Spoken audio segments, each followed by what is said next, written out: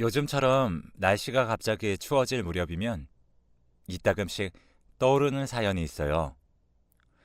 지금으로부터 몇 년 전 평범한 회사원이었던 30대 중반 시절, 저는 직장 내 커플이었던 신랑과 막 결혼 준비를 시작했던 참이었어요. 신랑은 집안의 막내답지 않게 생각이 무척이나 진중한 데다가 듬직하기까지 한 청년이었죠. 하지만 저에게는 결혼 준비를 하는 내내 걱정거리가 하나 있었는데요. 그건 바로 시어머니와 신랑의 시형제들이었어요. 그리고 가난한 시어머니는 심한 생활고를 겪고 있는 반면에 잘난 삼형제는 상류층의 삶을 영위하고 있는 오묘한 시댁의 분위기였어요. 먼저 첫 번째 걱정에 대해서 얘기하자면 시어머니는 다른 시형제에게는 비싼 과외니 학원이니 뒷바라지를 하고 잘 가르쳐서 명문대까지 떡하니 졸업시켜 놓았으면서도 어쩌면 가장 마음쓸 늦둥이이자 막내인 신랑에게는 학원은커녕 대학 등록금 한 푼 지원해주지 않았다는 거예요. 그런 차별 대우 속에서도 신랑은 혼자 죽어라 공부한 끝에 명문대인 S대에 당당히 합격했지만 결국 등록금 문제로 인해 전액 장학금이 지원되는 대학을 선택해야만 했고요. 그래서 저의 첫 번째 걱정은 시어머니가 자식 차별하는 어머니가 아닐까 하는 것이었어요. 다음으로 시형제들도 걱정이기는 마찬가지였죠. 사실 오히려 이쪽이 더 복잡한 문제였어요. 시어머니의 뒷바라지 덕분에 S대를 졸업한 시형제들은 소위 사자 직업을 한 자리씩 꿰찬 사람들이었는데요. 그런 잘난 시형제들과 동서들은 평범한 직장인인 제 신랑을 대놓고 무시하기 일쑤였어요. 어렵게 자란 늦둥이 막내를 감싸주지는 못할 망정 4년제 겨우 졸업한 무식한 놈 취급하지를 않나, 사자 직업을 갖지도 못한 집안의 수치라고 해대질 않나, S대 동문인 형제들끼리 가족 외식을 하겠다면서 신랑에게 먹다 남은 잔반으로 밥이나 해먹으라고 휘죽거리던 날에는 제 치가 다 떨릴 지경이었어요. 상황이 이러니 저의 두 번째 걱정은 당연히 시형제들의 인성 문제였죠. 그렇게 저는 걱정 속에서 상견례 날을 맞이하게 되었고, 뜻밖에도 저와 친정 부모님 앞에 눈물로 고백하는 시어머니의 모습과 마주하게 되었어요. 걱정 많았지? 서운한 마음도 많았을 테고, 다른 형제들은 번듯하게 키운 것 같은데 막내인 네 신랑한테는 그러지 못하는 이 시애미가 말이다. 음, 솔직히 말씀드리자면 맞아요. 어머님이 아들 자식 편애하는 사람일까봐, 혹시라도 그렇다면 앞으로 아내이자 며느리로서 어떻게 대처해야 하나 그런 고민이 컸죠. 막내 동생을 그런 식으로 취급하는 시형제들의 모습도 조금 걱정이었고요. 조금 많이요. 미안하다. 미안해. 그게 다 내 업보란다. 내가 우리 막내를 그렇게 내몰고야 말았어. 업보라뇨? 지금이야 국민연금으로 근근히 먹고 사는 처지라지만 한때 우리 집안은 떵떵거리며 살고도 남을 만큼 큰 부잣집이었단다. 얘기는 가끔 들어서 알아요. 신랑 말로는 자기는 기억도 잘 안 나는 옛날 얘기라고 하더라고요. 그치? 그때 우리 늦둥이가 국민학교 몇 학년 때이던가? 아무튼 그 무렵이었으니까는. 대체 무슨 일이 있었던 건데요? IMF가 터졌어. 그때까지만 해도 멀쩡히 살아있던 네 시아버지의 사업이 쫄딱 망해버렸단다. 아, 네. 이어지는 시어머니의 사연은 갑작스러운 IMF 사태로 인해 사업에 실패한 시아버님은 충격으로 비명 행사하셨고, 하루아침에 과부가 되어버린 시어머니는 어마어마한 사업비까지 떠안고야 말았어요. 그 빚을 갚느라 막내 아들에게는 뒷바라지를 제대로 해줄 수가 없었대요. 또 그 바람에 시댁이 잘 나가던 시절에 창창한 시형제들과 IMF 세대인 제 남편의 삶에 큰 차이가 발생하고야 말았고, 그 차이가 쭉 이어져 잘난 형제들이 제 남편을 내내 무시하면서 살게 되었다고 하더라고요. 그렇게 모든 사연을 털어놓은 시어머니는 저의 손을 꼭 잡아주며 연신 사과했어요. 막내를 다른 형제만큼 가르치지 못했다는 거, 막내가 다른 형제들만큼 부유한 삶을 살지 못하고 있다는 거, 그게 내 평생의 한이고 막내를 향한 미안함이란다. 차라리 거기서 끝났으면 조금이나마 나았을 것을 이를 어쩌니. 내 업보를 너에게까지 떠안겨주게 생겼는데,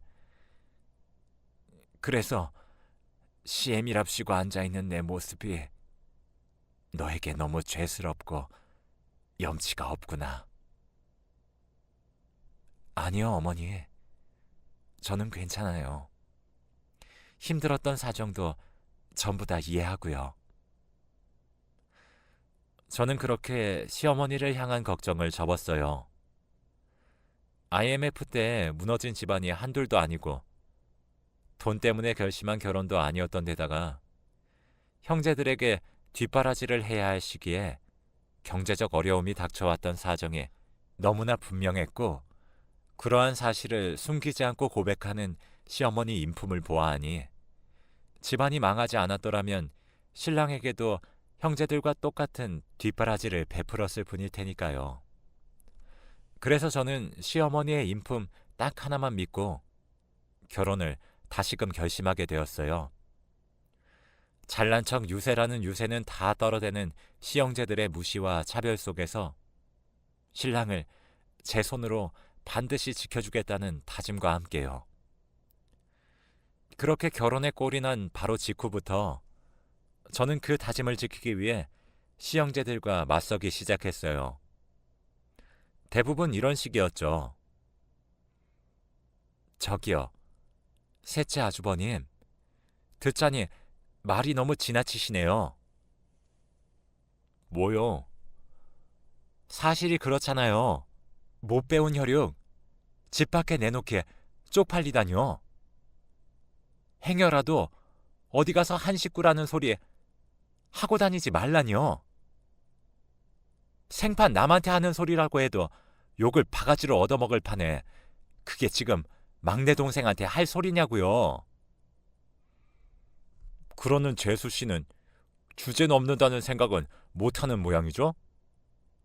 왜 남의 집 일에 함부로 간섭하고 그럽니까? 남의 집 내 일이 아니니까 이러는 거죠. 제 남편 일이고 저도 엄연히 이 집 식구니까 이러는 거 아니겠어요?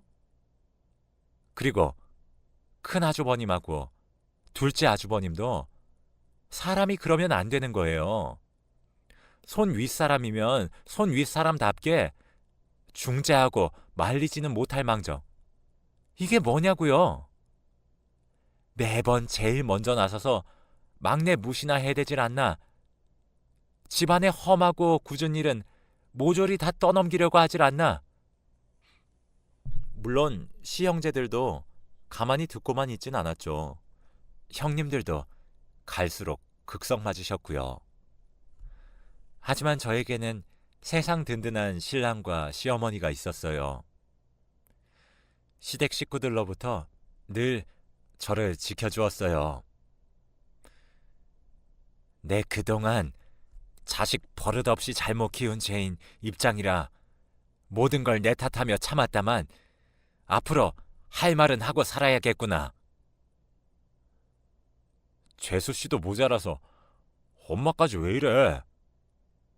집안꼴 잘 돌아간다. 이놈아, 집안꼴 잘 돌아간다 그래. 형이라면 누구나 한참 어린 동생을 이끌어줘야지.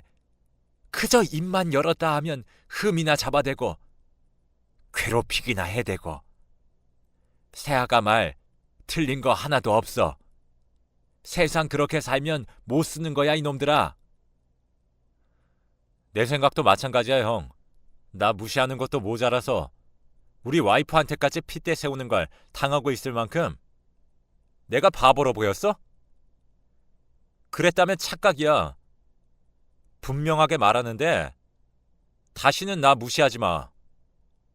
내 와이프까지 무시할 생각은 더더욱 꿈도 꾸지 말고. 이처럼 저희 부부와 시어머니는 아주 죽이 잘 맞는 콤비였어요. 덕분에 시형제들의 기세는 하루가 다르게 깎여나가기 시작했죠. 하지만 아주 갑작스러운 사건이 있었어요. 저에게는 세상 둘도 없이 의지가 되어 주었던 시어머니가 쓰러지시더니 사실상 반신불수가 되어 돌아왔거든요. 대대로 내려오던 이쪽 집안 가족 병력이었던 중풍 때문이라고 했죠. 말이 어눌해진 시어머니는 짧은 의사소통 한마디조차 쉽게 할 수 없게 되었고 화장실조차 혼자서는 다니기 힘들게 되고야 말았습니다. 그런 시어머니를 두고 주변에서는 잘 키운 사차 집안 삼형제 때문에 덕분에 큰 걱정 없겠다고 했지만 정작 시어머니의 뒷바라지를 독차지하며 자란 잘난 삼형제들은 병수발을 들려고 하지 않았어요.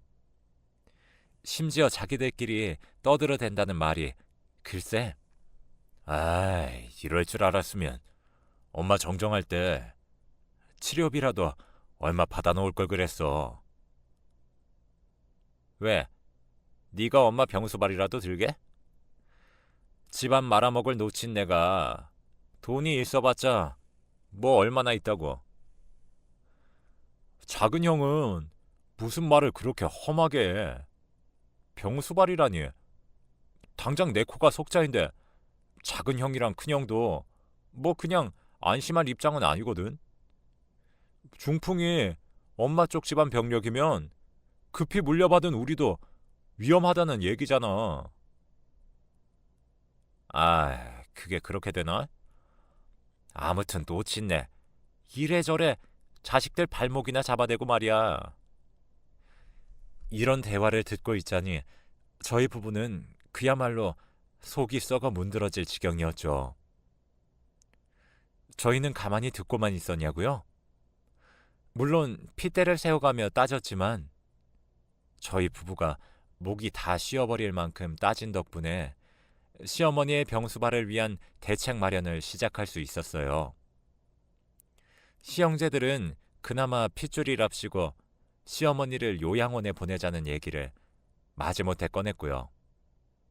물론 당연히 동의할 수 없는 제안이었죠. 요양원 얘기 자체만으로도 못마땅한데 시형제들이 지들 멋대로 알아보기 시작한 요양원은 최대한 값싼 요양원이었거든요. 설상가상 이번에는 형님들이 들고 일어났어요. 세상이 뒤집혀도 시어머니를 자기들 집에는 모실 수 없다고 결사 반대하는 주제 요양원 비용을 형제들끼리 나누어 내는 것조차 아깝다면서요. 저는 결국 참다 또 한 번 폭발하고 말았죠. 아주버님들, 그리고 형님들, 당신들이 지금 제정신입니까? 재수 씨는 매번 선을 너무 넘어. 그 세대들은 성격이 다 그 모양인가? 글쎄요. 선을 넘는 건 당신들이죠. 당신들이 자식이라면, 당신들도 사람이라면 인간의 탈을 뒤집어 쓴 입에서 그런 썩은 요양원이니 그 비용마저 아깝다느니 하는 얘기들은 나올 수가 없을 테니까. 이봐요, 재수씨. 우리 어머님이 왜 요양원 들어가셔야 하는데? 장성한 자식을 넷이나 멀쩡히 두고 왜? 뭘 모르면 그냥 잠자코 우리가 하자는 대로 하기나 해요. 아니, 말로다가 엄마 최대한 값싸게 모실 수 있으면 두루두루 좋은 거 아니야? 오히려 없이 사는 재수 씨네 입장에서야 제일 이득일 거고. 그렇게는 못하겠는데요.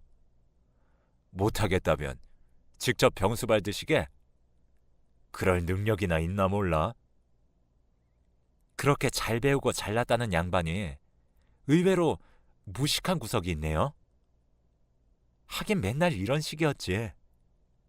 뭐? 무식? 잘 들어요. 아픈 부모 모시는데 제일 필요한 건 정성과 사랑과 마음이야. 그래서 우리 어머님은 내가 모십니다. 배은망덕한 당신들 대신해서. 이렇게 호언장담하며 돌아섰지만 시형제들은 반신반의하는 눈치였어요. 그럴만도 했던 것이 맞벌이 부부인 저희 입장에서는 몸조차 제대로 가누지 못하는 시어머니를 24시간 케어하기는 어려운 상황이었으니까요. 저는 결국에 사직서를 내면서까지 신혼집으로 시어머니를 모셔왔습니다. 시어머니가 행여라도 저에게 작은 미안함이라도 품지 않도록 거짓말을 쳐가면서요. 어머님 때문 아니에요. 정말 저희 결혼한 지 벌써 꽤 됐는데 아직 아이가 없어서 사직서 낸 거예요. 여유를 가지고 몸 관리도 해가면서 임신 준비도 하고 육아 공부도 하고 뭐 그럴 겸 해서요. 그러니까 절대 미안해하지 마세요. 아셨죠? 그랬더니 어머님은 중풍으로 인해 삐뚤빼뚤한 글씨로 고맙다. 언젠가는 복으로 돌아올 일이 있을 거야. 하는 편지를 적어 저희 부부에게 건넬 때면 저는 늘 한결같이 대답했어요. 저희가 어머니 자식이잖아요. 아들이고 딸이잖아요. 어머님이 신랑을 낳아주신 것만으로도 충분히 복받았어요. 진심으로요.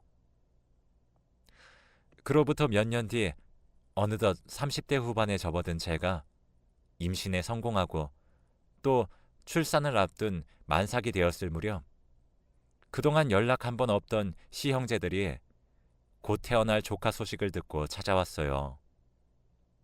시형제들은 애 낳고 키우고 하려면 힘들 거라면서 대뜸 시어머니를 자신들이 모셔가겠다는 제안을 걸어오더라고요.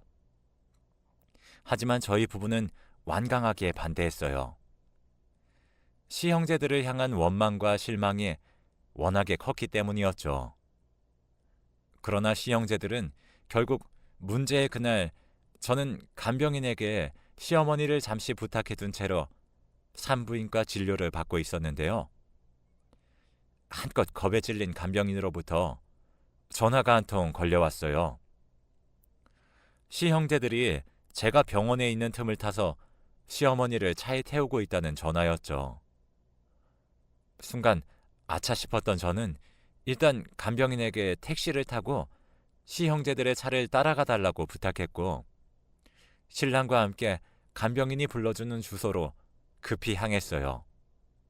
마침내 시형제들이 시어머니를 데리고 갔다는 그곳의 정체가 눈앞에 펼쳐지는 순간 저희 부부는 아무런 말도 하지 못했어요. 대체 어떤 말과 단어를 가져다 쓰면 그 심경을 반이라도 담아낼 수 있을지 도저히 생각나지 않았거든요. 이곳은 오래지 않아 세상을 떠날 사람들이 여생을 정리하는 호스피스 병원이었어요. 저희 부부는 시형제들이 시어머니를 금방 죽을 사람 취급했다는 사실에 격분했고 그들과 몸싸움까지 벌여가며 시어머니를 구해 신혼집으로 다시 모셨어요. 안정을 되찾은 시어머니가 깊게 잠든 것을 확인하고 나서야 시형제들에게 쳐들어갔어요. 그런데 시형제들은 변호사들을 각자 하나씩 낀 채로 무언가 심각하게 얘기를 나누고 있더라고요. 변호사는 왜요? 그렇게 겁이 났어요? 우리가 고소라도 할까봐? 근데 어째? 우린 당신들 고소할 생각 없는데? 고소는 사람한테 하는 거지 당신들 같은 짐승한테는 아무짝에 소용 없을 테니까. 큰 소리는 그만 내고 이리 와서 좀 앉죠. 나중에 서운하다는 소리 안 하려면. 더 서운할 게 남아있나요? 더 없을 것 같은데요. 결국에는 막장까지 다 보여줘 놓고. 차라리 솔직해집시다. 재수 씨가 우리보다 먼저 알고 엄마 모셔갔던 거 아니야? 우리 지금 한국말로 얘기하는 거 맞아요? 왜 이렇게 얘기가 안 통해? 제가 당신들보다 대체 뭘 먼저 알았다는 건데요? 재수 씨가 똥오 좀 치워가면서 그 험한 중풍 병수발 들었던 이유가 있었냐고. 유산 때문 아니야? 사람을 업신여기는 것도 유분수지. 내가 어머니 모셔가면서 충분히 말했죠. 자식된 도리로 모셔가는 거라고. 근데 뭐 유산? 끼워 넣을 걸 끼워 넣어야지. 아님 말고요. 우리는 뭐 재수 씨랑 막내가 부모 직접 모신 자식한테 더 큰 지분을 배당하게 되어 있는 것 때문에 데려다 모신 줄 알았지. 아닙니다. 아니니까 다시는 상속 얘기 꺼내지도 말고 어머님 앞에 나타나지도 말아요. 진심 확실해요? 그 마음 절대 안 변하고 끝까지 책임질 수 있냐고요? 당연히 책임져야죠. 하지만 한 번 더 이런 말도 안 되는 짓거리 벌이면 그땐 진짜 가만 안 있어요. 알았어요? 그렇게 한바탕 적금 금지 경고를 던지고 집으로 돌아온 다음에서야 황당함이 밀려 들어오더라고요. 난데없는 유산에 대한 지분 분할 타령이라니. 시아버님의 사업빚을 갚느라 온갖 고생을 다했던 시어머니가 재산을 모았으면 얼마나 모았고 숨기면 또 얼마나 숨겼다고 저러는 건지 저희 부부로서는 좀처럼 이해할 수 없는 일이었죠. 그런 와중에 다행이었던 건 경고가 제대로 먹혀든 모양이라는 점이었어요. 시 형제들이 한동안 잠잠했거든요. 그해 겨울 만삭이던 제가 아들을 낳던 날 사랑스러운 손주의 새끼손가락을 조심조심 맞잡으며 첫인사를 나눈 시어머니는 숨을 거두었어요. 저희 부부와 손주가 지켜보는 가운데 아주 평온한 미소로요. 그런데 시어머니가 위독하다는 소식을 아무리 전해받아도 코빼기도 한번 비추질 않던 시형제들이 장례식장이 다 차려지고 나서야 뻔뻔한 얼굴을 들이밀며 나타났어요. 그것도 각자 변호사 한 사람씩을 또 옆에 낀 채로 말이에요. 시 형제들은 명색이 상주라는 작자들이 장례를 모시기는커녕 밤낮으로 유산 지분 싸움만 벌여댔어요. 조문객들이 자신들을 향해 호로자식이라며 혀를 끌끌 차거나 말거나 싸움은 그치질 않았죠. 당연히 시어머님의 마지막 떠나는 자리를 정성껏 지킨 상주는 저와 신랑밖에 없었고 장례식 내내 꼴불견이었던 시형제들을 꾹꾹 참아왔던 저희 부부는 발인을 마치고 나서야 길을 나섰어요. 아무런 영문도 모르는 시형제들을 이끌고 시어머니의 유언을 집행하기 위해서 저희 부부가 도착한 곳은 어느 은행의 금고였죠. 저는 시어머니가 임종 직전에 남긴 마지막 말을 모두에게 전했어요. 내 평생 못 갚은 빚이 아직 많이 남아있단다. 그 빚을 청산하는 것이 내 마지막 소원이니 너희 막내 내외가 마무리를 지어주렴. 빚이요? 재산이 아니라? 네, 분명 빚이라고 하셨어요. 뭐 헷갈린 건 아니고요. 받을 돈이 있다는 말을 잘못 이해했다던가. 못다 갚은 빚이라고요. 갚지 못한 빚, 부채, 채무. 그러자 시형제들은 들었던 거랑은 얘기가 다르지 않냐며 지들끼리 싸워대기 시작했어요. 아무래도 무언가를 미리 알고 있었으며 큰 기대를 품은 채로 은행 금고까지 따라왔다는 눈치였죠. 저는 아무 관심 없었어요. 머릿속에 딱 한 가지 생각만 가득했거든요. 제가 어머님이 남긴 빚 전부 세상 딱 하나 남은 자식인 저랑 신랑이 갚아 나가겠다고요. 왜 그렇게까지? 그렇게 해드려야 이 한많은 세상에 작은 미련이나마 남아있지 않도록 전부 치워드려야 어머님 가시는 길이 마음 편한 꽃길이 될 수 있을 테니까요. 얼마나 큰 빚인 줄 알고요. 아직 금고는 열어보지도 않았잖아요. 상관없어요. 저는 어머님 믿습니다. 저희가 할 수 있는 만큼일 거예요. 굳게 결심한 저는 금고를 열어 젖혔어요. 아니나 다를까 종이장 한 무더기가 들어있더라고요. 그 종이들이 차용증이나 채무 서류라고 생각한 시형제들이 슬금슬금 뒷걸음질을 치는 사이 서류들을 찬찬히 훑어보던 저는 소스라치게 놀라고야 말았어요. 빚과 관련된 서류들이 아니라 작게는 100만 원부터 크게는 억대를 호가하는 주식 증권들이 있었거든요. 이에 시형제들은 언제 뒷걸음질 쳤냐는 듯 반색하며 금고를 향해 달려들었어요. 그리고 우리가 들었던 엄마 얘기가 전부 사실이었다며 만세를 불러댔어요. 시형제들을 통해 그동안 유산 어쩌고 했던 이해 불가능한 행동들의 이유가 드디어 밝혀졌어요. 시형제들이 풍문으로 접했다는 시어머니에 대한 소문은 이랬어요.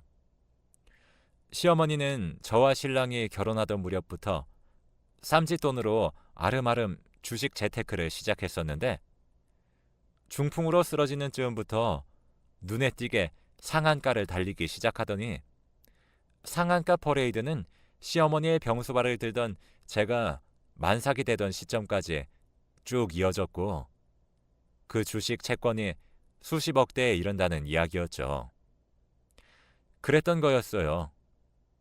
시어머니에 대한 소문이 전부 사실이었고 시형제들의 이해할 수 없는 행동들은 전부 돈, 유산 때문이었어요.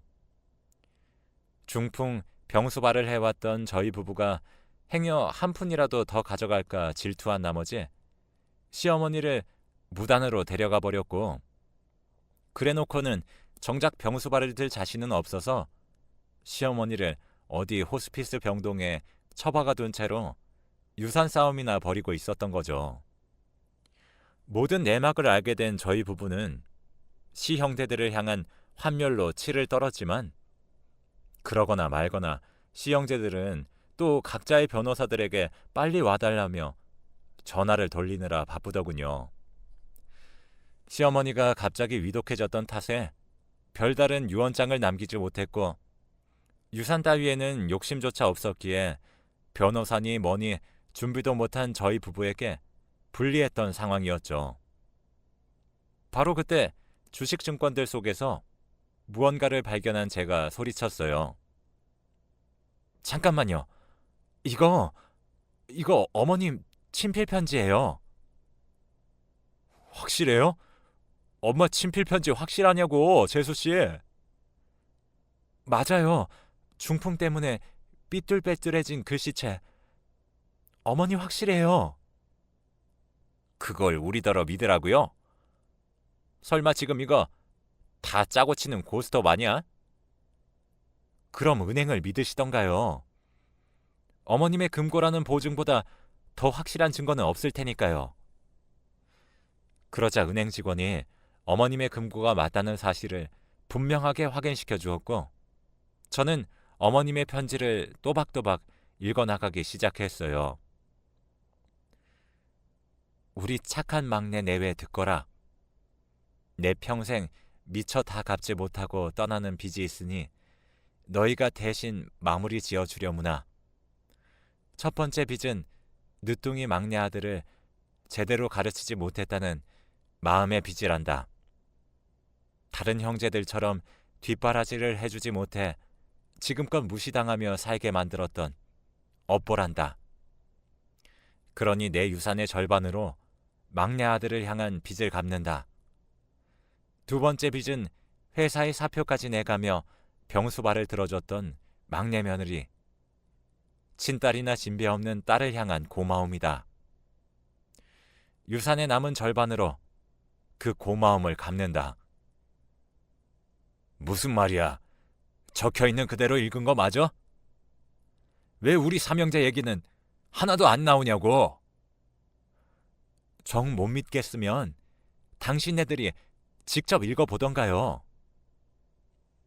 마침 시형제들이 연락했었던 변호사들이 헐레벌떡 도착했고, 그중 대표 변호사 하나가 시어머니의 편지를 넘겨받아 마저 읽게 되었어요. 너희가 이 편지를 읽는다는 건 내 삶이 다했다는 것이겠지. 순리인이 너무 슬퍼 말고 떠나는 길에서야 편지를 공개한다. 너무 서운해 말거라. 형제놈들로부터 막내를 지키고자 죽은 뒤에야 이야기를 전할 수밖에 없었어. 살아생전에 이 유언장을 공표하면 내용을 고쳐서 넣으려는 성화에 막내 내외가 모진 고생을 했을 테니 말이다. 더불어 한창 정신없을 막내 내외를 위해 공증까지 맞춰두었으니 너희 금수만도 못한 형제들은 10원 한 장 눈독 들이지 말고 썩 물러가거라. 평생 반성하며 살아 내 저승에서도 똑똑히 지켜볼 거니까. 시어머니의 편지는 동시에 유서인 셈이었어요. 그렇기에 내용대로 유일한 유언장임을 증명하는 공증서류가 발견되었으니까요. 이에 변호사들마저 시형제들에게 고개를 내저으며 저희 부부가 상속을 포기하지 않는 한 그들에게 돌아갈 재산은 없다는 사실을 전했고, 잠시 고민하던 저는 마침내 대답했어요. 정말 유산 욕심 같은 건 전혀 없었어요. 금고를 열던 그 순간까지 단 한 번도. 지금도 마찬가지예요. 하지만 어머님이 아주버님들을 자식 취급 그만하기로 했으니 당신들은 권리가 없어요. 어머님에게는 오직 저와 신랑만이 세상 유일한 자식이었으니 마지막 떠나는 마음 감사하게 받겠습니다. 그렇게 지금 수십억 유산을 상속받은 저희 부부는 이전과 다름없는 삶을 살고 있어요. 남편은 여전히 직장을 다니고 큰 부자가 되었음에도 겸손함과 성실함은 잃지 않았죠.